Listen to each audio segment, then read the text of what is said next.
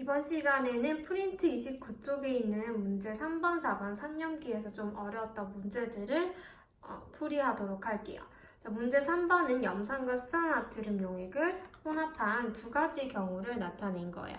가는 30ml, 90ml를 섞었고요. 나는 10ml, 10ml를 섞었어요. 그런데 단위 부피당 이온 모형을 제시해줬기 때문에 이것을 실제 부피의 비로 환산을 해주는 게 가장 중요해요. 실제 가에서는 부피의 합이 얼마죠? 그렇죠.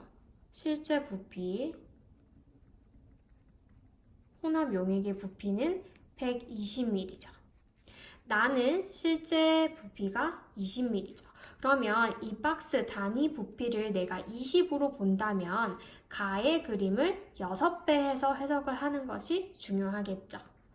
그래서 이렇게 6배를 해서 12, 4, 18, 2로 비교를 해서 한번 문제를 풀어보도록 할게요. 그러면 HCl이 30ml가 들어올 때 Cl-이온은 구경꾼 이온이죠. 18개가 다 반응하지 않았을 거고요. 12개죠. H도 12개가 있었겠죠. NaOH 같은 경우에는 어떻게 되죠? 그렇죠. NaOH는 90ml 속에 18개의 나트륨 이온이 있다라고 했으니까 OH도 18개가 있었겠죠. 그러면 중화 반응이 일어나서 H+는 다 사라질 거고요. OH- 이온이 6개가 남아 있었겠죠. 같은 방법으로 나의 경우도 이온들을 각각 표시를 해보면 HCl 10ml에는 4개씩 이온이 있었어요. 이걸 뭐 4몰이라고 해도 되고 4N이라고 해도 상관이 없어요.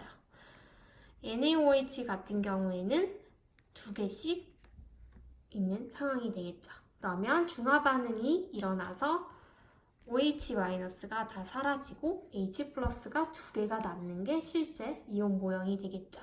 그러면 문제 1번에서 가와나에서 생성된 물 분자수의 비를 비교하라고 했어요. 방금 중화 반응이 12개만큼 일어났고요.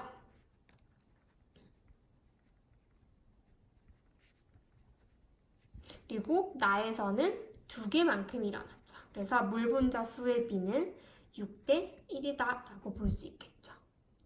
다음 두 번째, 몰 농도를 비교하라고 했어요.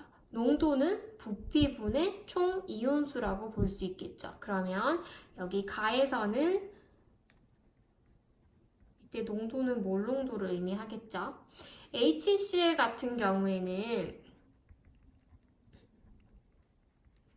뭐를 비교할까요? 이 경우를 비교하면 되겠죠. 10ml에 이온이 총 몇 개가 있죠?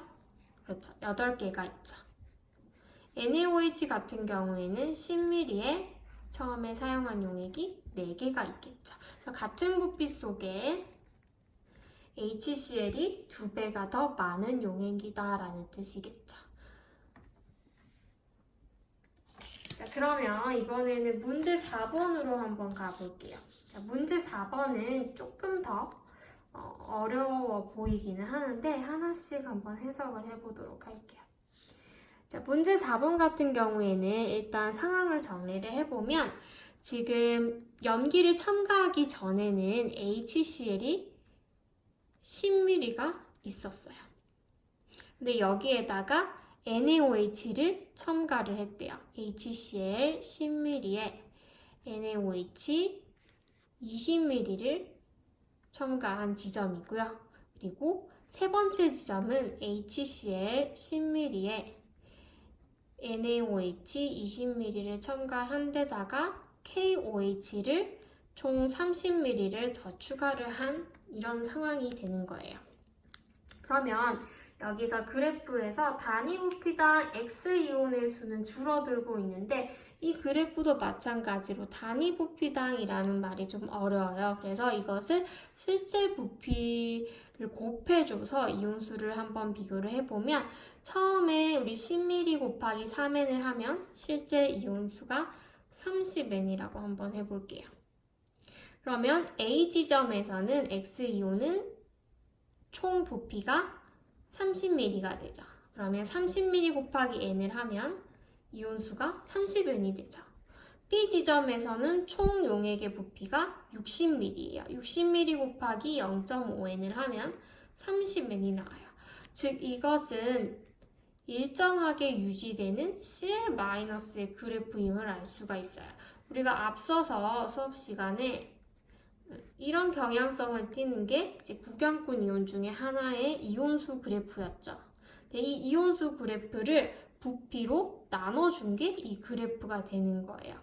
그래서 다시 부피를 곱해줘서 이 값이 일정하다면 이것은 염화이온의 그래프라는 것을 확인을 할 수가 있어요. 그러면 X이온을 찾았고요. 그 다음에 가와 나에서 이제 존재하는 양이온을 모형으로 표현을 했는데 존재할 수 있는 양이온은 총 3가지겠죠. H, Na 아니면 K 세 종류예요. 그런데 각각 2종류씩이 있고요. 지금 공통적인 동그라미가 가 나에서 둘 다 등장을 해요. 이건 누굴까요? 그렇죠. 들어가서 변하지 않는 나트륨이 되겠죠. 그래서 동그라미가 나트륨 이온의 이온 모형임을 알 수가 있어요. 그럼 여기서부터 이제 나트륨 이온의 특징을 살펴보면 나트륨 이온은 A 지점까지는 증가하겠죠. 이만큼 넣어주니까. 그런데 A 지점 이후에는 KOH를 넣어주기 때문에 더 이상 첨가되지가 않아요. 그래서 A 지점과 B 지점에서 나트륨 이온의 수가 동일하다는 것이 중요해요.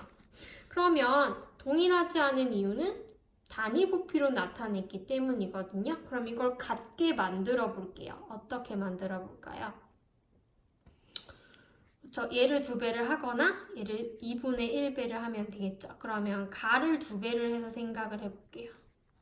이게 이제 실제 이온수라고 가정을 해보면 나트륨 이온이 4개씩 있는 상황을 봤을 때 부피가 2배가 됐으니까 가가 어떤 경우죠? B 지점의 그래프가 될 것이고 나가 A 지점의 그래프가 되는 거예요. 왜냐면 여기서는 총 부피가 60ml고 여기서는 총 부피가 30ml인 거죠. 부피가 2배였죠. 여기서 부피가 2배인 가가 B 지점이 되는 거예요. 자, 그렇게 되면 네모는 누굴까요? 그렇죠. 네모는 K 플러스겠죠. 그리고 A 지점에서 존재할 수 있는 양이온은 H 플러스가 되겠죠. 이렇게 각각의 이온을 찾을 수가 있어요. 그리고 마지막으로 이제 농도를 비교하기 위해서 개수를 한번 지정을 해볼 텐데 우리 A 지점의 이 그래프에서 나온 숫자를 그대로 대입을 해볼게요. 자, 나 지점에서 NA는 4N개가 있어요. 4N개라고 한번 가정을 해볼게요. 나트륨 이온이 4N개가 첨가가 되었어요. 그러면 OH 이온도 몇 N개가 들어갔을까요? 그렇죠. 마찬가지로 4N개가 들어갔겠죠. 그런데 H는 2N개가 남았어요. 왜 남았을까요?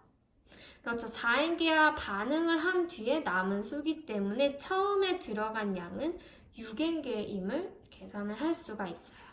그래서 이렇게 중화 반응을 해서 2개, 4개, 6개가 남는 상황이 A 지점의 이온 수라고 볼 수 있겠죠.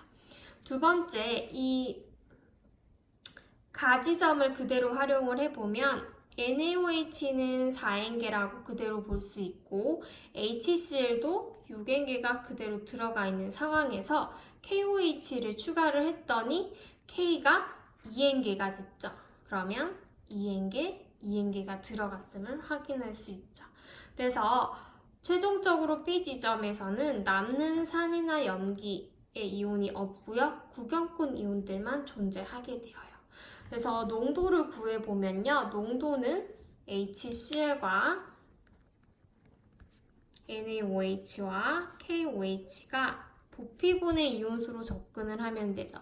HCl은 10ml에 총 12N개의 이온수가 있고요. 그리고 NaOH는 20ml에 총 8N개의 이온이 존재하죠.